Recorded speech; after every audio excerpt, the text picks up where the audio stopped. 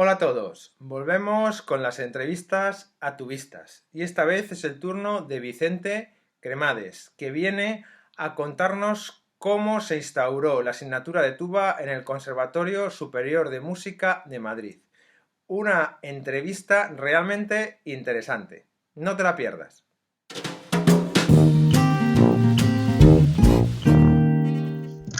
Buenos días, Vicente, ¿cómo estás?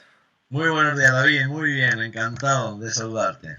Un placer tenerte aquí y para mí la verdad que es un lujo. Tenía muchísimas ganas de hacer esta entrevista porque me parece un tema al que vamos a tratar hoy muy interesante y como siempre sé que todos estamos muy liados de tiempo, muy limitados de tiempo y te doy las gracias enormemente por haber hecho este esfuerzo y para mí es un auténtico placer tenerte en estas entrevistas a tu vistas. Gracias. Muchísimas gracias, igualmente. Para mí es un placer, un honor que hayas contado conmigo. Intentaré hacer lo mejor que sé, lo mejor que pueda y espero poder ayudar a la gente a que descubra por qué estamos aquí. Sí, sí, sí. Vamos a ello, vamos a ello. Lo primero, como siempre, me gustaría que contaras quién es Vicente Cremades y cuál es un poco tu background, de dónde vienes. Pues Vicente Cremades es un músico formado en la escuela de música inicial. Empecé en la escuela de música de mi pueblo, de Tabernes de la Valldigna, en Valencia, un pueblo cerca de Gandía, un pueblo que tiene una tradición de 53 años, concretamente este año hace 53 años, de los cuales 40 años ha estado ligado siempre al mismo director, con lo cual desde el año 67, me acuerdo porque es el año que yo nací, Ajá. entonces siempre lo recuerdo con mucho cariño y mucha gente se sorprende de que sepa la fecha del inicio de la banda, pero es que como me coincide, pues Ok. es fácil. Yo empecé con Eduardo Arnau Moreno, que fue el director, que ya falleció, fue el director de la banda y era la persona encargada, digamos, de controlar no solo la dirección artística y la dirección pedagógica, sino la persona encargada de tener a todo el mundo bajo su control perfecto, Ajá. además. O sea, una persona que se le admira ahora mismo por la edad que uno tiene y dedicándose a lo que se dedica, es cuando realmente sabes el trabajo que esa persona Claro, hace. claro. Eh, ya sabes tú de qué va Sí, esto. sí. Entonces, dentro de ese claustro de profesores había un señor que se llamaba, que también falleció, don José Castelló, Castelló Estrugo, que fue quien me introdujo en este mundo de la música, con sus enseñanzas de lenguaje musical y de tuba. Este señor que había tocado la trompeta, que era un músico de pueblo, que no tenía ni siquiera estudios, pero una persona con una sabiduría increíble, que era capaz de transmitir lo que a mí jamás nadie me ha podido transmitir y que yo gracias a eso yo estoy ahora mismo transmitiendo a mis alumnos. Entonces, claro, después de tantos años y después te acuerdas y yo todavía cuando voy, pues bueno, yo antes le visitaba antes de morir y ahora pues visito a su mujer, etcétera, ¿no? Siempre que voy al pueblo y entonces me recuerda y lo plasmo en el trabajo que hice en su día Ajá. porque creo que son personas que son admirables, Sí. que han pasado desapercibidas y la verdad es que se merecen Sí. un lugar Son tremendo personas, sí, sí, que en nos las marcan, ¿no? En sí. nuestra vida musical y vital, por supuesto. Bien, después de estar allí en el pueblo, de poder, me surge la posibilidad de ir a estudiar con Rafael Tortajada en Valencia. Allí estuve solo un año y ya directamente me traslado a Madrid, donde había la posibilidad de hacer la mili, Ajá. el servicio militar, con una banda profesional, que bueno, que es lo que todo el mundo en ese momento deseaba, o al menos era una de las pocas salidas que había. Eh, entonces, nada, me traslado a Madrid, estudio con Miguel Navarro Carbonell, el tuba solista por excelencia de la Orquesta Nacional de España. una gran persona, y yo creo que esa persona para mí, yo ahora lo veo desde fuera, además yo trabajo ahora con sus hijos Ajá. y me resulta increíble cómo esa persona era algo más que mi profesor, ¿no? Yo creo que me adoptó. Es que era increíble el trato, te dejaba todo, o sea, no era una cuestión de dinero, era una cuestión de otra cosa, increíble. Después me formé en el Conservatorio Superior de Música de Madrid con Miguel Moreno, y después hay una persona que sí que realmente me influyó en la enseñanza, y después de varios cursos con mucha gente, por la asociación de tubas que había, amigos de la tuba, Ajá. aquí en Madrid teníamos un movimiento bastante acelerado de profesores que venían de fuera, etcétera, pero que yo creo que realmente quien sí que desde la madurez sí que me abrió un poquito los ojos, quizás por lo personal, en lo personal y también en lo profesional, fue David Yacer. David Yacer ha influido en mí, más que aparte el trato personal que yo tengo con él, que somos amigos desde que teníamos 11 años, somos de un pueblo justo al lado. Entonces, bueno, pues la distancia, coincidir en el mismo instrumento, Ya, hemos ya. sido compañeros, luego nos hemos encontrado en Madrid, nos hemos encontrado en Tenerife, y quiero decir, la amistad ha ido creciendo en Sí, varios sí, sí, sí. aspectos, ¿no? Coincidente que, bueno, que somos amigos porque tocamos el mismo instrumento, pero en realidad hay algo más que eso. Nosotros cuando hablamos por teléfono, que es prácticamente todos los meses, nunca hablamos de tubas, Ya. ni de tubistas, ni de oposiciones, ni de orquestas, ni de nada de eso. Hablamos de nosotros y de nuestra familia, de Sí, nuestros sí. chicos. Claro, claro. Muy bien. Fantástico. Pues nada, muchas gracias por contarnos de dónde vienes y todas estas personas que han influido en ti. Sí que me gustaría, antes de entrar en el fondo de la entrevista, que de forma más breve nos contaras un poco dónde desarrollas tu labor docente y aquellos aspectos en los que tú como profesor de tuba y bombardino pones un mayor hincapié, ¿no? Aquellas cosas en las que a ti te parece que son las que tú trabajas más a fondo para, bueno, porque son importantes desde tu punto de vista para formar a tus alumnos. Bueno, yo trabajo en el Conservatorio Profesional de Música de la calle Arturo Soria. Es un centro dependiente de la Comunidad de Madrid. Tengo actualmente 9 alumnos, de los cuales están todos en enseñanzas profesionales, no tengo ninguno en elemental. Siempre, siempre he tenido alumnos en Arturo Soria, siempre he tenido alumnos de enseñanzas profesionales.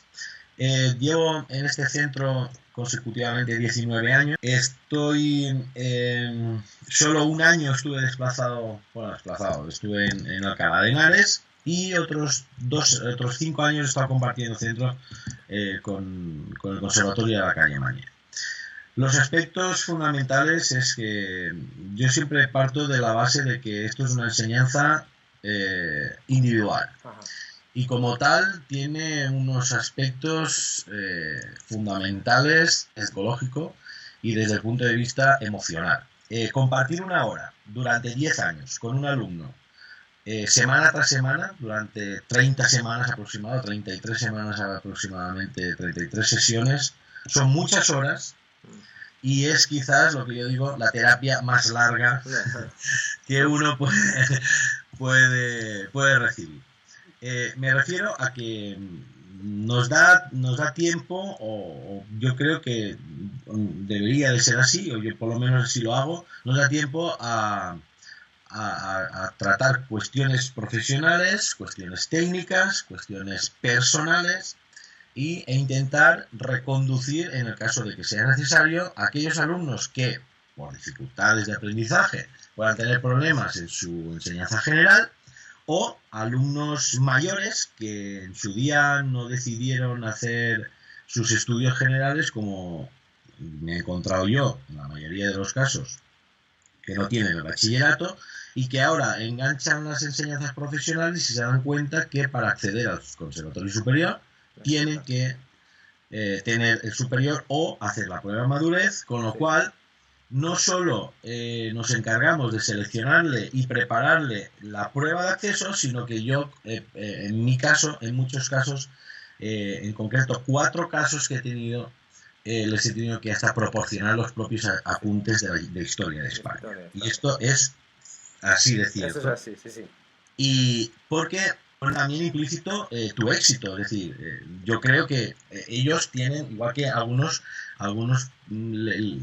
ellos tienen mucha ilusión, algunos alumnos han tenido mucha ilusión por acceder a las enseñanzas superiores, pero debemos de buscar el tiempo adecuado para decirles que, vamos, que orden de alejamiento de cualquier conservatorio superior, porque no pueden ni ir a ver el tablón de anuncios, vamos, o sea, orden de alejamiento. Mira, chicos, tú dedícate a esto, acabas esto como puedas, pero lo de las enseñanzas profesionales es algo más serio y si quieres continuar, lo de las enseñanzas superiores es mucho más serio que lo que tú estás haciendo. Entonces, bueno, pues nos dedicamos un poco, mi labor un poco va por ahí, ¿no? De aspectos técnicos sí, aspectos humanos también, aspectos de todo tipo, sí, pero sí, también buscar en los casos que sea necesario algo de terapia. Sí, sí, yo me siento identificado, ya también ayudé a un par de alumnos a sacarse la ESO, sí. Es porque es lo que toca y es así porque, bueno, quieras que no, los estudios musicales son lo que son y sí que hay veces que recoges a gente que no le ha ido bien en el instituto, pero que les va bien tocar y luego se dan cuenta de que o hacen lo otro o no hay tu tía. Bueno, pues nada, fantástico. Vamos al centro de la entrevista, que es bueno, pues que la creación o cómo se creó la cátedra de tuba en el Real Conservatorio Superior de Música de Madrid, ya que tú hiciste un trabajo de investigación sobre ello. Y bueno, pues eso era el objetivo de esta entrevista, ¿no? Que nos contaras a todos, pues todo lo que tú consideres oportuno, que creo que es interesante saber sobre esta creación, porque realmente es algo que ha marcado la historia de la tuba en España.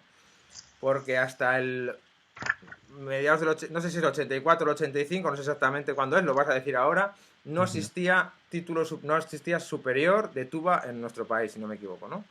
No existía, no. Pues venga, empieza a contarnos.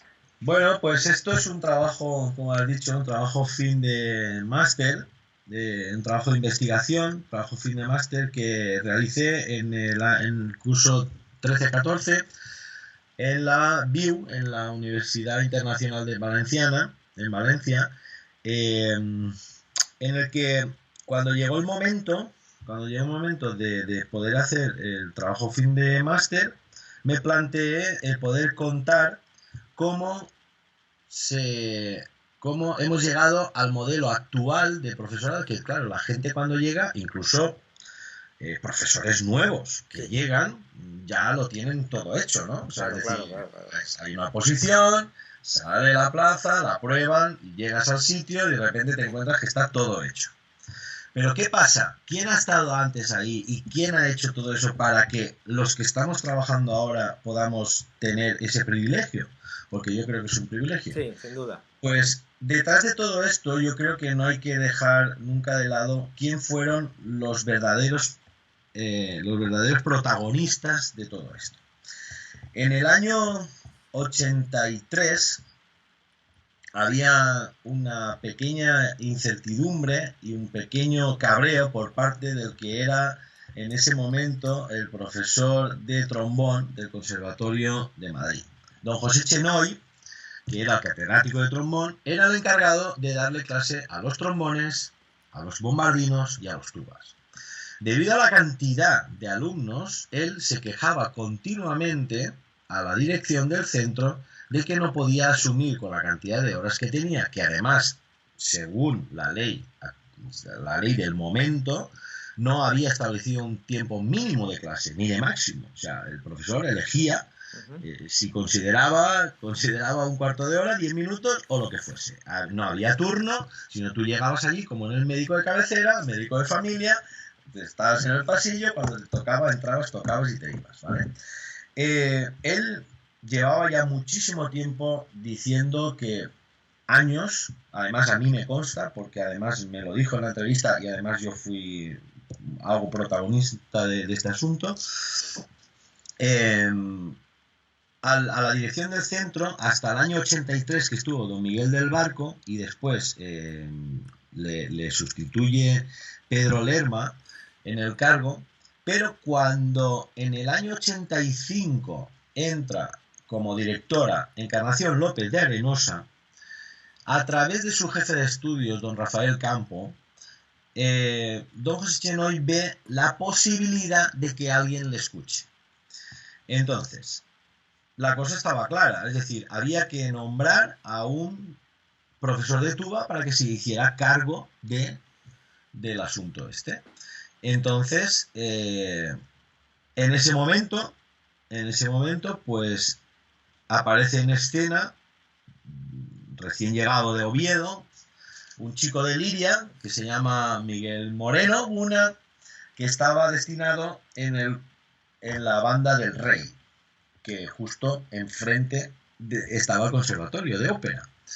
Entonces Miguel, que había terminado sus estudios con don José Chenoy, que además era alumno en la academia que contaba antes de Miguel Navarro, él cree que puede asumir ese reto y previa consulta, pues bueno, pues don José Chenoy considera que de los que habían era quizás el alumno más aventajado. Ajá. Y bueno, confía en él, confía y confía muy bien. Entonces, Miguel, en principio, es interino. En el año 85, en el curso 85-86, es interino, lo nombran profesor interino y en el 86 aprueba las oposiciones para profesor. A partir de ese momento se constituye lo que es la asignatura de tuba, tiene su propio profesor. Y el asunto está en que las plazas salían trombón-tuba. Entonces, don José Chenoy lo tuvo claro. Si hay trombón-tuba, pues bueno, aprobamos un tuba de todos los que hay. Yo lo siento por los trombones, pero eso fue así. O sea, fue previo, estaba ya previamente ya estipulado de que iban a aprobar un tuba, fuese quien fuese, si era Miguel mejor. Y al final aprobó Miguel. Entonces, en el curso 85-86 se empieza las clases del nuevo profesor de tuba. ¿Por qué me marcó tanto a mí esto? Porque yo fui el primer alumno que tuvo Miguel Moreno, que no me han dado nunca ningún premio por eso, pero lo tengo que contar porque alguien tenía que ser, y entonces yo en ese momento fui el primero. Y pues bueno, pues fui el primero, no me hice ninguna foto, ningún selfie. Si fuera hoy en día, pues hubiéramos hecho un selfie, lo hubiéramos dejado inmortalizado, lo hubiéramos tal, estaría en las aulas ahí como primero de tal, pero bueno, como no fue así, pues nada, pues no pasa nada. Pero bueno, fui yo, además lo dice él, con lo cual es verdad. Y entonces me marcó, en aquella época me marcó porque yo estaba haciendo cuarto de tuba. O sea, yo había venido del pueblo ya con los 3 cursos de elemental hechos, cuarto, quinto y sexto lo hice aquí en Madrid, séptimo y octavo lo hice aquí en Madrid también, o sea, prácticamente toda la carrera. Entonces, claro, Miguel y yo pues teníamos algo más que el feeling de profesor. Él fue quien me enseñó un poco a eso que hemos estado hablando antes, de poder compatibilizar la técnica con la madurez, con el tal, o sea, esa mezcla. Sí. Y entonces, a partir de ahí se inicia una nueva andadura que Miguel, muy inteligente, porque Miguel es una persona muy inteligente, que no lista, que también, pero muy inteligente, él lo primero que hace es abrir su aula a todo el mundo. Y el primero que se interesa por hacer que el aula sea de todo el mundo es Walter Stormont, Walt, que nosotros conocemos, ¿sí? Wally, yo recuerdo estar los 3 en el aula 5, que era nuestra aula en ópera, y estar seleccionando materiales, porque claro, Wally venía de una enseñanza, de un sistema de enseñanza de la tuba completamente distinto, bueno, lo siguiente, que no tenía absolutamente nada que ver a lo que nosotros estábamos acostumbrados, empezando por los materiales. O sea, los materiales, nosotros tocábamos materiales de trombón. el famoso Blecher, el famoso Wattel, el Wattel era de tuba, pero de tuba francesa, Ya. el Arbanks, el no sé qué, o sea, era todo material de trombón. Y sin embargo, Wally, que ha estado ya lleva unos años en España, que estuvo en Las Palmas de Gran Canaria, en la Orquesta Filarmónica de Las Palmas de Gran Canaria, y después aprobó aquí en Madrid en el año 85 también, en la Orquesta Sinfónica de Madrid, la titular del Teatro Real, es el que nos abre un poco los ojos, es decir, bueno, cuidado que nosotros allí hacíamos Bordoñi, ¿y eso qué es? Recuerdo que cuando recibió Miguel el paquete, que se gastó un dineral, no sé si fueron 30.000 pesetas en libros en el año 85, no sé si él cobraba 45 o 46.000 pesetas, y se gastó 30.000. Se gastó 30.000 en material. Llegó un paquete tremendo que lo recibimos todos como cuando los niños abren el paquete de los Reyes. O sea, Sí. rompiendo aquello y viendo aquellos libros que de verdad nos hacía muchísima ilusión. Y entonces ahí es donde nos dimos cuenta que empieza una nueva época en la historia de la tuba. Él era consciente de lo que tenía entre manos, sabía que era un reto complicado porque había gente que, bueno, pues que a lo mejor no estaba muy de acuerdo con el asunto, Ya me porque imagino, no ya me se imagino. contó con ellos y ellos estaban antes y como no eran personas excesivamente egoístas, pues a lo mejor lo decían en corrillos Ya. y tampoco hace falta nombrar a nadie en concreto, No hace ¿no? falta. Pero sí que es verdad que a lo mejor se hubiese podido contar un poquito, se ha contado con ellos, pero se ha contado a lo mejor un poco tarde, ¿no? Ya. Pero bueno, bastante trabajo tenían los que tenían que organizar todo el follón que tenían un reto importante y lo hicieron muy bien. Eh, desde ese mismo momento, perdón, desde ese mismo momento es verdad que se le dio la razón a don José Chenoy. O sea, gracias a don José Chenoy esto surgió delante y don José Chenoy iba por los pasillos del conservatorio más ancho que largo diciendo, veis cómo yo tenía razón, era esta persona al que yo necesitaba y yo gracias a esto voy a poder incrementar las horas y la calidad. La calidad, claro. Claro, con la suerte de que luego se publica la LOCSE y la LOCSE ya nos da otro perfil diferente a las enseñanzas musicales en España y por supuesto nos abre totalmente las puertas y nos facilita la enseñanza, Sí. los materiales, los tiempos, etcétera, ¿no? Bueno, pues en ese transcurso se crea la Asociación Amigos de la Tuba, un poco promovido por Luis Pablo Pérez Mestre, que es el profesor de música del Conservatorio de Baleares, del Conservatorio Profesional de Música de Baleares, otro gran amigo mío, una gran persona porque también es de los, como digo yo, de los mayores, de los últimos mohicanos que estamos por aquí. Entonces se crea la Asociación Amigos de la Tuba y gracias a una nueva gente que llega a Madrid a estudiar por el reclamo ese del profesor, ten en cuenta que en Valencia no había profesor, Sevilla no tenía profesor, ningún conservatorio tenía profesor y Madrid sí tenía profesor. Entonces el reclamo de las bandas militares, porque la gente venía, lo que he dicho antes, de la mili a estudiar. El reclamo de Miguel Navarro, que no se quedó atrás ni se olvidó en absoluto, hoy en día menos. Y Miguel Moreno en el conservatorio hacían un tándem tremendo para ser Madrid, como siempre, el centro de la atención y encima el centro de estudios en Madrid y encima se hizo muy bien y muy profesional. Muy bien. La verdad que está fantástico que nos lo estás contando además de una forma muy agradable, se nota que lo has vivido, Sí. se nota que formas parte de ello y por supuesto te sientes orgulloso de todo esto. Cuéntanos, sí que me gustaría que nos contaras cómo funcionaba ese cambio, ¿no? A nivel de organizativo, sería Plan 66, imagino, hasta la llegada de la LOCSE, pero cuéntanos los pormenores porque por lo que estoy entendiendo, Miguel Moreno, aunque estaba dando clase en el superior, daba clase también de enseñanzas profesionales, como era todo uno, ¿no? Si no me equivoco, en el 66. Y luego con la llegada de la LOCSE, ¿qué cambio? Pues bueno, en el año 84, en el curso 84-85, habían 35 alumnos de trombón y 12 de tuba para un mismo profesor, ¿sí? Una vez se produce ese cambio, la separación, debido a lo que he contado antes, en el año 85 hay 39 alumnos de trombón y 13 alumnos de tuba.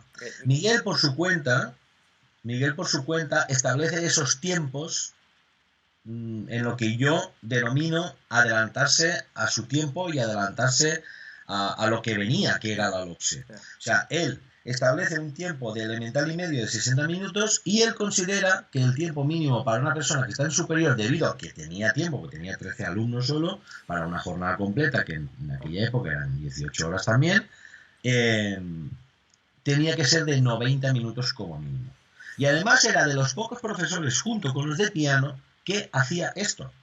Y eso no se lo dijo a nadie. Ni se lo dijo Wally, ni se lo dijo José Chenoy, no se lo dijo nadie. Él por su cuenta... O sea, él vivía en el conservatorio. Trabajaba 3 días, pero vivía en el conservatorio porque estaba todo el santo día pensando en cómo podía solucionar este asunto.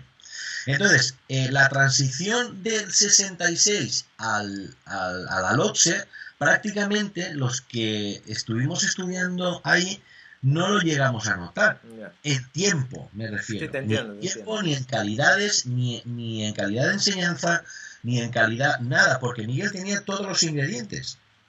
Tenía la tuba en fa, teníamos tubas en mi bemoles, tubas en do, tuba en si bemol, o sea, teníamos todos los materiales habidos y por haber, teníamos todos los instrumentos que podíamos intentar tocar y teníamos todo. Y además yo recuerdo que nosotros teníamos asignado a un profesor de pianista acompañante, que se llamaba así, pianista acompañante, sí. En aquella época, que era Jesús Amigo.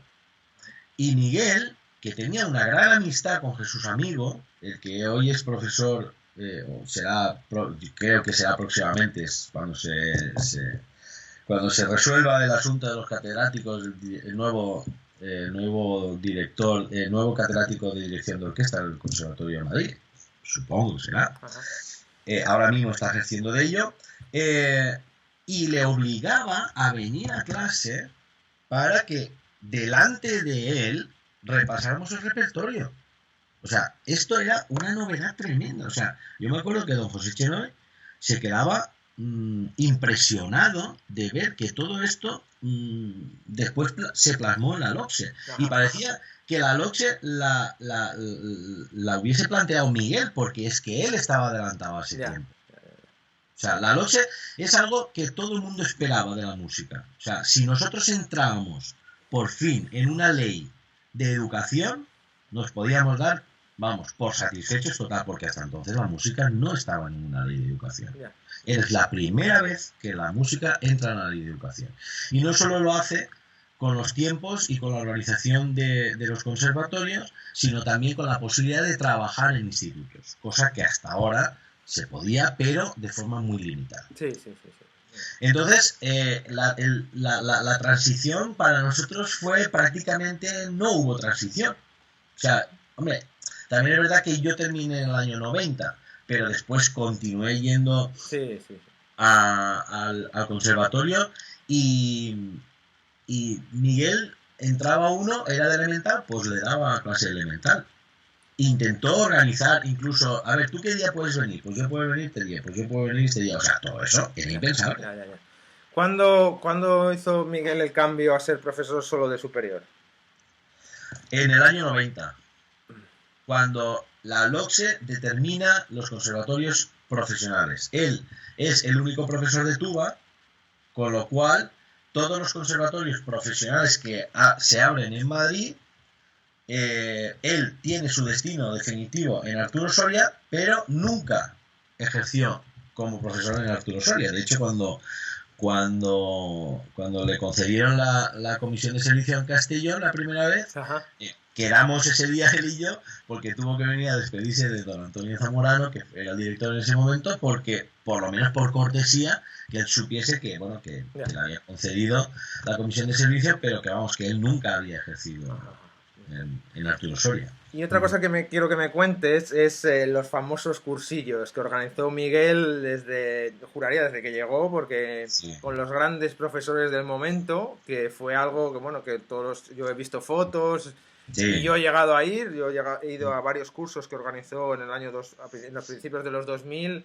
Fui Ujú. con Sergio Carolino, con Jesper Ujú. Larsen, allí, con los cursos que siempre organizó Miguel desde el 80 y no sé cuánto. Bueno, Sí. pues yo fui de alumno allí con 17, con 18 años, una cosa así, que Ujú. estaba... Entonces, bueno, ¿qué significó para vosotros que de repente se abriera así las... Porque creo que eso es abrir las puertas de par en par, ¿no?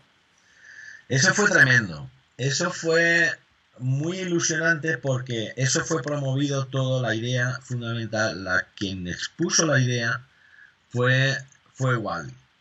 Wally tenía mucha amistad con Mel Curberson y Mel Curberson fue el primer profesor no español que hizo un curso en el Conservatorio Superior de Música de Madrid, que hay una foto Sí. por ahí publicada en la plaza de Ópera, frente de la puerta principal por la parte de atrás del conservatorio, que era el conservatorio. Entonces ahí donde nos juntamos, pues bueno, recuerdo al Primi, el tuba solista del Liceo de Barcelona, recuerdo a Juan Palacios, a Vermell, tampoco quiero nombrar Sí. a Pérez Mestre, es decir, todos que los ves ahora y dices, bueno, pues ese fue el primer curso, además fue en el año 86. Nos sorprendió muchísimo, muchísimo, porque nosotros estábamos muy acostumbrados a Miguel Navarro, que es nuestro referente, como digo, una persona tremenda, pero cuando vino Mel Curberson, yo creo que se le trató muy bien, además vino con su mujer, y su mujer es pianista. Sí. Entonces su mujer se sabía todas las, o sea, era la que acompañaba en realidad. O sea, yo me acuerdo, estaba Jesús Amigo allí esperando a ver cuándo le tocaba a él tocar, porque su mujer es que no había ningún problema, se sentaba. Entonces nos sorprendía mucho, ¿no? Ese tándem que formaban. Bueno, Mel es una persona encantadora, una persona que abrió las puertas de su casa, abrió las puertas de su conservatorio para que fuéramos, para que de alguna manera él notó que había cierta carencia, pero no buscó en ningún momento ni el protagonismo de venir cada 2 por 3 ni sabiendo lo que había, ni buscó nada, sino todo lo contrario. Yo estoy en Francia, el que quiera algo de mí, pues ahí estoy.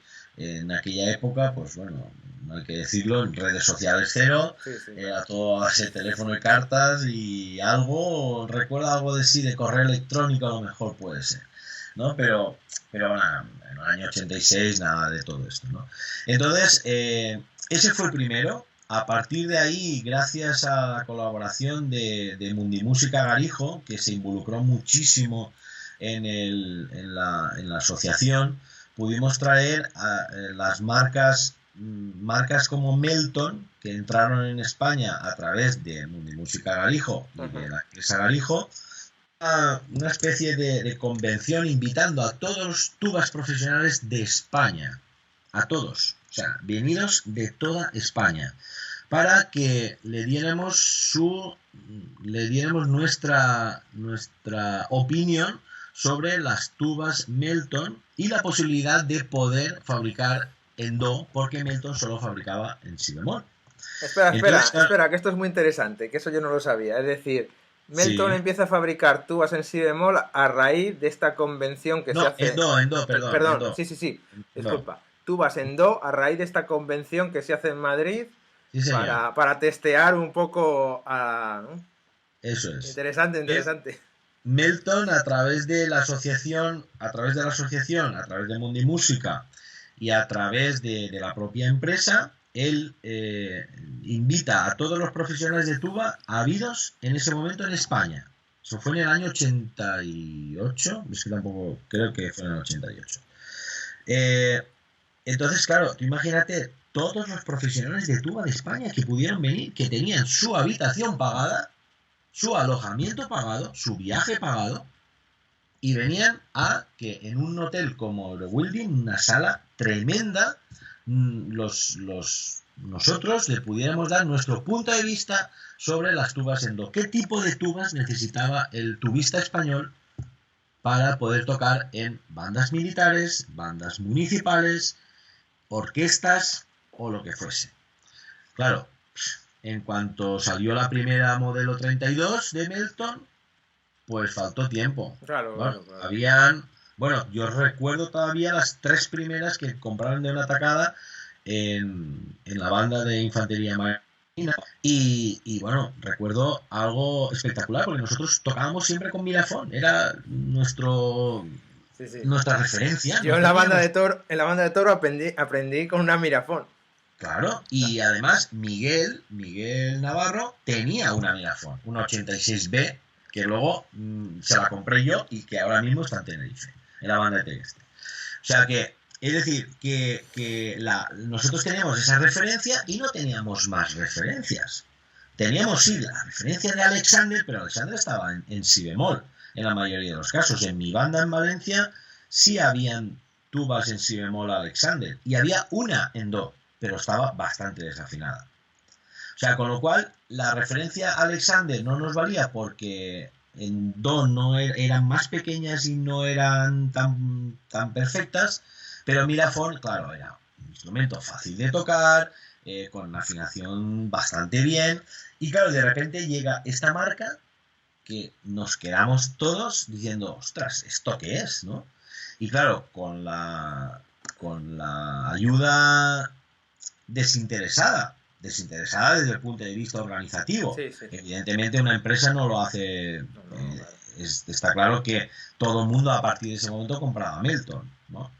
Pues a partir de ese momento pues se dio un giro a todo este jaleo de tubas en si bemol, tuba en do, porque claro, la banda municipal de Madrid tocaba en tubas en si bemol, habían bandas todavía que no se deshacían tan rápidamente de las tubas en si bemol, había que cambiar un poco el chip de eso. Eso es interesante lo que me estás contando porque yo, bueno, ya hace tiempo vengo dando vueltas a por qué se toca tuba en do en España, cuando Portugal toca en si bemol, cuando Alemania toca en si bemol. Entonces, es decir, la banda, ¿tú qué conocimiento tienes? Por lo que me dices, la banda militar tocaban en si bemol y se cambió a do, porque en Sí. España, en líneas generales, en las bandas municipales se tocaba en do, en las bandas de locales se tocaba en do, ¿o cuál es la Pues razón? mira, yo los conocimientos que tengo, que habría que hacerlo con más detenimiento y con más rigor, Sí. todo esto, es la banda municipal de Madrid tocaba con tubas en si bemol. De hecho, hay muchos materiales todavía que cuando vamos a tocar a la banda municipal de Madrid nos encontramos materiales que tienes que transportar, porque los materiales están en En si si bemol, bemol. no están transportados todavía. Mi banda en Valencia tocaba en tubas en si bemol. La, eh, la banda militar, los anteriores a Grau y Vermell y compañía, que son los suboficiales que aprobaron en el año 84, los señores que tocaban en do y en si bemol. O sea, la mayoría habían empezado todos a estudiar en si bemol, porque era lo que había, lo que más cercano entraba. Ya. Y yo creo, a lo mejor es por una influencia comercial simplemente, igual no había un porqué, aunque recuerdo que Eduardo Arnau decía que a él le gustaba más la tuba en si bemol porque la profundidad que le daba, la similitud a los contrabajos, Ya. los armónicos eran mucho más ricos que la tuba en do. Sí, esto es un debate muy interesante. Sobre todo, bueno, por lo menos conocer de dónde viene, de lo que yo no tenía conocimiento de esto que me acabas de contar.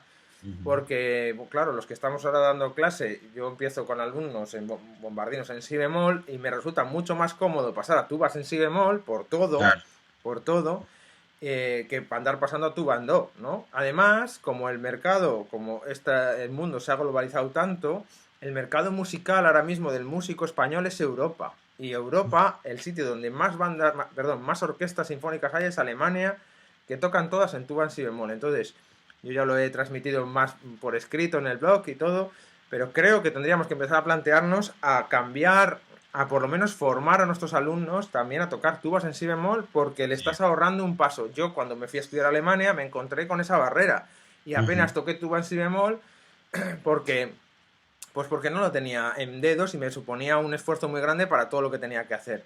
Y en cambio, si yo hubiera aprendido a tocar tuba en si bemol o en mi banda o en el conservatorio, otro gallo hubiera cantado. A lo mejor no hubiera quedado aquí y me hubiera quedado en Alemania tocando tuba en si bemol. Entonces, me ha parecido muy interesante, que por eso te he pedido que nos explicaras, porque ahora entiendo más cosas. Y quizás fue una razón comercial. ¿Tienes razón? ¿Que puede ser? Quizás fue una razón comercial. Melton, de hecho, yo me recuerdo a Gerald, que era el gerente de la empresa en aquel momento, que no entendía por qué nosotros queríamos tocar tubas en do, que para él era, bueno, que sí, los americanos sí que le pedían tubas en do, pero que la tuba en do, eso era una cosa que él no lo entendía. Ya. O sea, es una pena que esto no esté grabado para poderlo certificar mejor, ¿no? Pero, No, no, no. y además, José Alberto Galijo ya ha fallecido y no nos puede asegurar lo que yo estoy contando.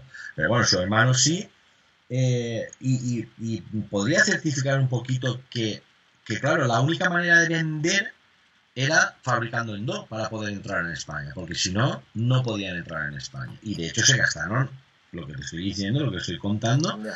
del Hotel Eurobuilding, que fue una auténtica flipada.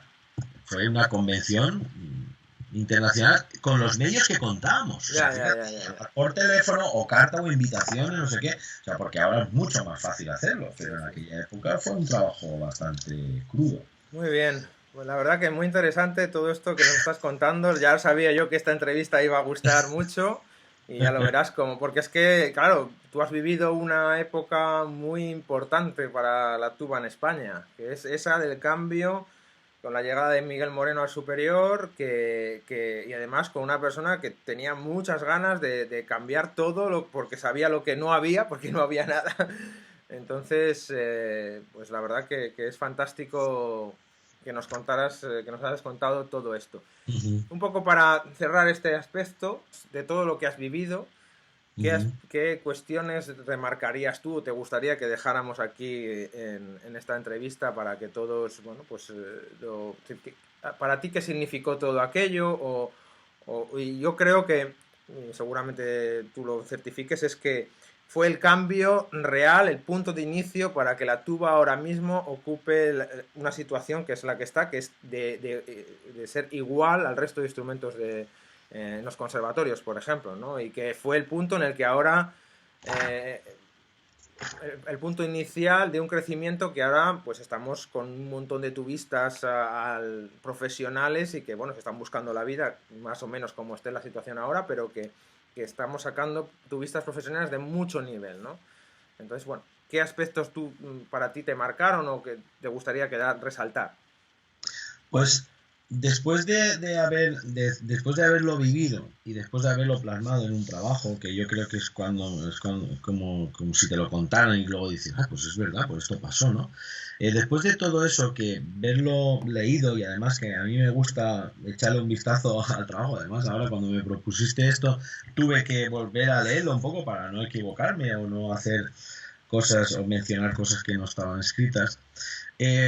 A mí, yo creo que lo que más me marcó fue que esto se produjo en el momento perfecto que se tenía que producir. Porque como he explicado antes, Miguel se adelantó a una nueva ley en la cual la música en España iba a ser introducida en una ley de educación, que esto jamás antes se había hecho. Las titulaciones del año 66 están reguladas por un decreto. Sí, sí, sí. O sea, un decreto que ponía, metía, sacaba, introducía, quitaba horas para completar algo que después se llamaba título, ¿vale? Entonces, con este cambio, que además Encarnación López de Arenosa, que fue mi profesora, y de la cual yo hablé muchísimo de este tema durante y ahora con el trabajo y con la conferencia que hicimos en la TIF en Madrid, fue un reencuentro increíble por una persona mayor, una persona que están vivos y que esto es una maravilla, que estén vivos los protagonistas de todo esto es una maravilla. Y eso significa que en historia 30 años no es nada. No, no, no. O sea, yo creo que para lo que hemos adelantado en España, para solo llevar 30 años, hemos adelantado muchísimo. Claro, la gente joven, No lo ve, claro. la gente joven, lo que me refería antes, los que apoyan una posición, entran en un sitio y dicen, oh, qué bien, estoy aquí, tal, qué calentito, qué bien, deberían de darse cuenta de que anterior a esto ha habido gente que ha luchado mucho, Sí. pero mucho, mucho. O sea, muchas horas, muchas reuniones Exacto. sin necesidad de protagonismo de ningún tipo y estando prácticamente a la sombra. Y no, evidentemente no me estoy refiriendo a mí, me estoy refiriendo a gente que es que hoy la plaza, una de las plazas más codiciadas en España, fue la plaza que salió de tuba solista de la Orquesta Nacional, y ganó un español que no se ha formado en España, de acuerdo, pero sus inicios son en España. Sus inicios pertenecen a este sistema del que estamos hablando. Entonces, a mí los aspectos que más me han impresionado es que tuvimos muchísima suerte, primero, en los tiempos, fue el tiempo perfecto, no se había promovido ni siquiera la ley de educación, que después Álvaro Zaldívar, famoso catedrático Álvaro Zaldívar, me contaba que en la LOCSE, evidentemente, estas cosas estaban ya más o menos claras de qué iba a ser. Pero claro, Miguel Moreno se adelantó, como he contado antes. Entonces, fue el tiempo, fue justo en el momento ideal, fue en el momento ideal porque Encarnación López de Arenosa se implicó y mucho, y fue la persona ideal. ¿Hubiese sido otro, hubiese salido igual? Pues yo creo que sí, porque había mucha ilusión por hacer algo nuevo y por separarnos un poco del asunto, pero yo creo que con Miguel fue otra historia, ¿no? Yo no me atrevo a decir que si no hubiese sido Miguel esto no hubiese salido igual, porque tampoco vamos a ser, ¿vale? Pero Miguel se reunió, se rodeó de personas increíbles, como por ejemplo con Wally, y Wally fue el que sacó esto para adelante. O sea, estamos aquí gracias a Wally, porque Wally ahora está jubilado ya. Sí, tengo pendiente, que sepas, una entrevista con él. Porque ya lo hablé en la ETIP y me dijo que sí, y como es una fantástica persona. Y pues ahora tiene todo el tiempo del mundo. Por eso, es decir, que en breve voy a contactar con él y tenemos que nos cuente, bueno, pues su trabajo, pero también esto. También que nos cuente qué influencia. Que te cuente esto porque además es curiosísimo como una persona que estaba recién llegada a Madrid, aprobado en la orquesta de la Orquesta Sinfónica de Madrid, la titular del Teatro Real ahora, del Teatro La Zarzuela antes, que tocó el Bartolomé Pérez Casas, la fantasía de Pérez Casas, la tocó en fa, porque si no se tenía que traer las dos tubas de Las Palmas, y él vivía en Las Palmas, porque era tuba solista de la Orquesta de Filarmónica de Las Palmas. Ahora está mi amigo Germán Hernández, pero claro, tocó en fa, era americano, o sea, había... No te puedes imaginar, que además eso él lo sabe, no estoy contando nada que él no sepa, había algo de hostilidad. Sí. Recelos ahí. Había algo de hostilidad. Y entonces a lo mejor ese fue el punto de partida para decir, señores, aquí o cambiamos esto o se nos vienen todos para acá. Que como se enteren que aquí es jauja, igual esto hay que cambiarlo. Y él no solo nos ayudó, sino que de forma desinteresada, prestándonos sus materiales, prestando sus boquillas, prestando sus tubas, prestándonos todo lo que él tenía. O sea, él pasaba el día en el conservatorio con Miguel. Yo recuerdo eso perfectamente. Eso tampoco es normal. No lo es. y que no se le reconozca Y eso te iba a hasta ese decir. punto. Te iba a decir que es que yo sí que más personas me hablaron de Wally, ¿no? De toda la labor que hacía, pero creo que es una persona que está en la sombra y que hay que ponerle el foco, vamos a decirlo así, Desde luego. para que... Entonces, gracias porque yo ya lo tenía pensado, pero creo que tras esta entrevista ya me ha quedado claro que debo hacerlo cuanto antes. Bueno, pues la verdad que estoy encantado con todas las cosas que nos estás contando. Me parecen interesantísimas. Creo que es algo que hay que investigar mucho más, que hay que aportar más luz. Te animo a que publiques, por favor, ese trabajo. Públicalo. Me da igual el formato que elijas, PDF o en papel o los dos, pero creo que es necesario que lo publiques y que es un trabajo que la gente pueda leer tranquilamente y lo pueda adquirir, ¿vale? Creo que es algo que tú te lo has currado mucho y es un trabajo seguro que interesante que abrirá puertas a otras cosas. Pero necesitamos que esté publicado, así que te animo, ¿vale? Además Muchas viene muy bien para otras cosas. Bueno, cerramos con la última pregunta, que gracias. es la que hago a todo el mundo. ¿Cómo ves el futuro laboral de la tuba y bombardino a día de hoy?